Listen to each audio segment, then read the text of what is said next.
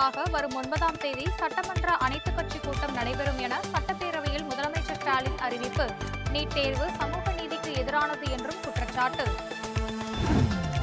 சட்டம் ஒழுங்கு குறித்து பேச அனுமதி அளிக்காததால் சட்டப்பேரவையில் இருந்து அதிமுக எம்எல்ஏக்கள் வெளிநடப்பு.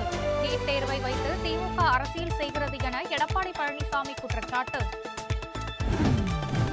நீட் தேர்வு அச்சத்தால் மேலும் ஒரு மாணவி மாணவர்களை கொல்லும் நீட் தேர்வை இனியும் தாமதிக்காமல் உடனே ரத்து செய்ய வேண்டும். மத்திய அரசுக்கு பாமக தலைவர் அன்புமணி வலியுறுத்தல். வக்ஃப் திருத்த சட்டங்கள் ஏழை முஸ்லிம் பெண்களின் உரிமைகளை பாதுகாக்கும். ஒதுக்கப்பட்டவர்களுக்கும் மறுக்கப்பட்டவர்களுக்கும் உதவும். வக்ஃப் மசோதா நிறைவேற்றப்பட்டிருப்பது திருப்புமுனை என பிரதமர் மோடி எக்ஸ் தளத்தில் பதிவு.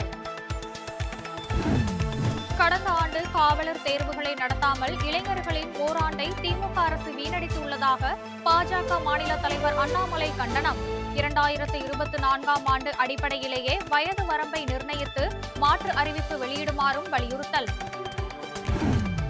எம்புரான் படத்தில் முல்லை பெரியாறு அணை குறித்த சர்ச்சைக்குரிய காட்சிகள் நீக்கப்பட்டதாக சட்டப்பேரவையில் முதலமைச்சர் ஸ்டாலின் விளக்கம்.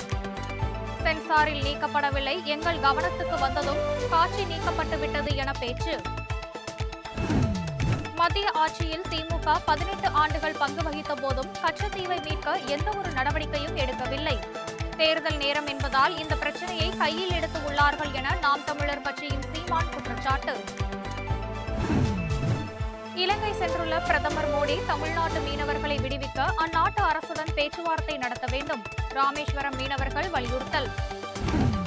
கொடைக்கானலுக்கு மாற்றுப்பாதை அமைப்பது தொடர்பான விரிவான திட்ட அறிக்கை தயாரிக்கும் பணி நடைபெற்று வருகிறது.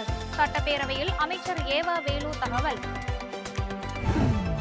காட்டுமன்னார் கோவில் பகுதி டெல்டா பகுதியாக அறிவிக்கப்படும் என்று சட்டப்பேரவையில் அமைச்சர் துரைமுருகன் அறிவிப்பு.